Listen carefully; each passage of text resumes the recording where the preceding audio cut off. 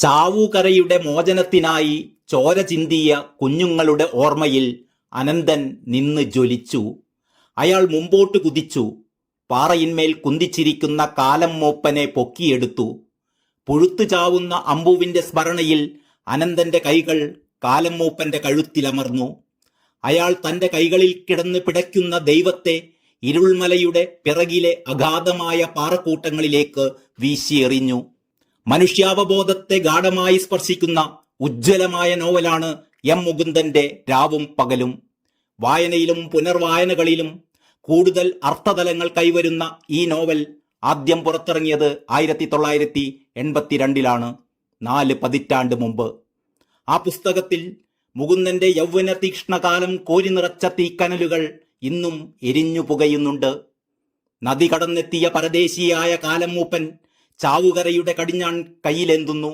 ചാവുകരയിലെ മനുഷ്യരുടെയും തിര്യക്കുകളുടെയും സസ്യലതാദികളുടെയും വിധി അതോടെ ആ പുതിയ ദൈവത്തിന്റെ കയ്യിലായി. കാലം മൂപ്പന്റെ അനുവാദം കൂടാതെ ചാവുകരയിൽ ഒരു പൂവ് പോലും വിരിഞ്ഞില്ല. തന്റെ ആഗമനത്തെ വിളിച്ചറിയിക്കാനായി അതിഭീകരമായ ഒരു വരൾച്ച സൃഷ്ടിച്ച് ചാവുകരക്കാരെ ദൈവം പരിഭ്രാന്തിയിലാക്കി. ചാവുകര പിന്നെ ഭരിച്ചത് കാലം മൂപ്പനായിരുന്നു. ദേശവാസികൾ അമ്പലം പണിത് കാലം മൂപ്പനെ അവിടെ കുടിയിരുത്തി.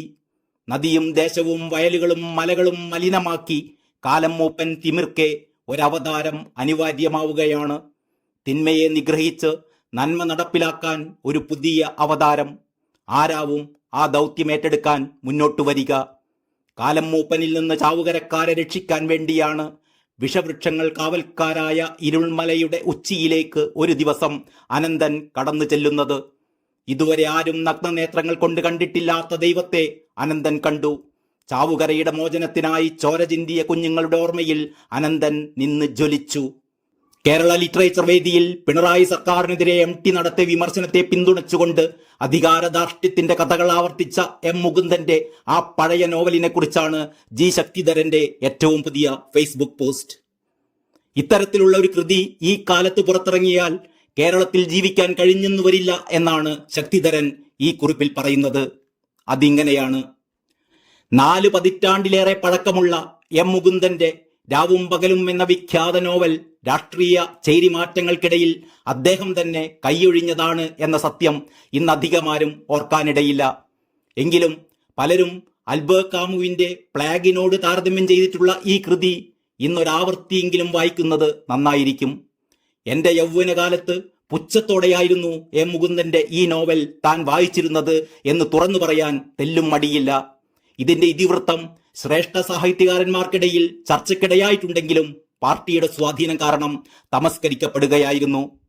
ഒരു മഞ്ഞുകാലത്ത് തേക്കടിക്കടുത്ത് താമസിക്കവെയാണ് ഈ കൃതി വായിച്ചതെന്നാണ് എൻ്റെ ഓർമ്മ. മാർക്സിസത്തിന്റെ വിഷപ്പല്ലുകൾ പറിച്ചെടുക്കുന്ന ഈ കൃതിയുടെ രൗദ്രത കൊണ്ടാകാം ഈ കൃതിക്ക് മുകുന്ദൻ അധികം പ്രചാരം നൽകിയിരുന്നില്ല. മുകുന്ദന്റെ മറ്റ് പ്രശസ്ത കൃതികളെ പ്രതികൂലമായി ബാധിച്ചാലോ എന്ന് മുകുന്ദന്റെ വിപണി ശാസ്ത്രം ഭയപ്പെടുത്തിയിട്ടുണ്ടാകാം. ഇത്തരത്തിലൊരു കൃതി ഇക്കാലത്ത് പുറത്തിറങ്ങിയാൽ കേരളത്തിൽ ജീവിക്കാൻ കഴിഞ്ഞെന്ന് വരില്ലല്ലോ. MT പോലും ഇത്രയും കാലം വായി പൂട്ടിയിരുന്നത് മറ്റൊന്നുകൊണ്ടുമായിരിക്കില്ല. എന്നാൽ ഇപ്പോഴാണ് ഈ കൃതി പുറത്തിറങ്ങിയിരുന്നത് എങ്കിൽ കോപ്പി മുഴുവനും ഒറ്റ ദിവസം കൊണ്ട് ചൂടപ്പം പോലെ വിറ്റഴിഞ്ഞേനെ. പ്ലാഗിനേക്കാൾ ചൂടപ്പം പോലെ വിൽക്കും ഇന്ന് ഈ കൃതി. നോവൽ എന്ന നിലയ്ക്ക് ഈ സൃഷ്ടിക്ക് പല പരിമിതികളുമുണ്ടെങ്കിലും ഇന്നത്തെ സാഹചര്യത്തിൽ പലരുടെയും മുഖം വികൃതമാകും. പല ബിംബങ്ങളെയും കടഞ്ഞെടുത്ത് നിർത്തിയിരിക്കുകയാണ്. മാർക്സിസത്തിന്റെ ഇരുണ്ട വശങ്ങളെക്കുറിച്ച് അക്കാലത്ത് വേണ്ടത്ര അറിവ് നേടാതിരുന്നത് കൊണ്ടാവാം രാവും പകലും എന്നെ സ്വാധീനിക്കാതിരുന്നത്.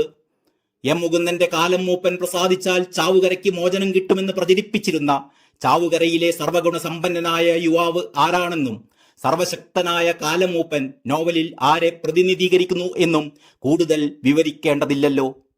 കാലം മൂപ്പന്റെ അരുളപ്പാട് 1.5 നവകേരള ബസ് കടന്നുപോകുന്ന പ്രതീതിയാണ് കൺമുന്നിൽ ഉണ്ടാക്കുന്നത്.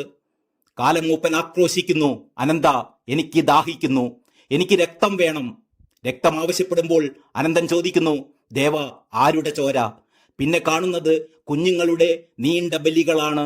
കാലം മൂപ്പന്റെ പ്രീതിക്കായി എന്തിനും തയ്യാറെടുത്തു നിൽക്കുന്ന ചാവുകരയുടെ അരുളപ്പാടാണത്. ചാവുകരയുടെ ഇതേ അവസ്ഥയിലാണ് ഇന്ന് എൻ്റെ കേരളവും. കേരളം കണ്ടുകൊണ്ടിരിക്കുന്നത് ഓരോ ചാവുകരകളാണ്. ഇന്നലെ പോലും. Feature desk, Kalakaumudi.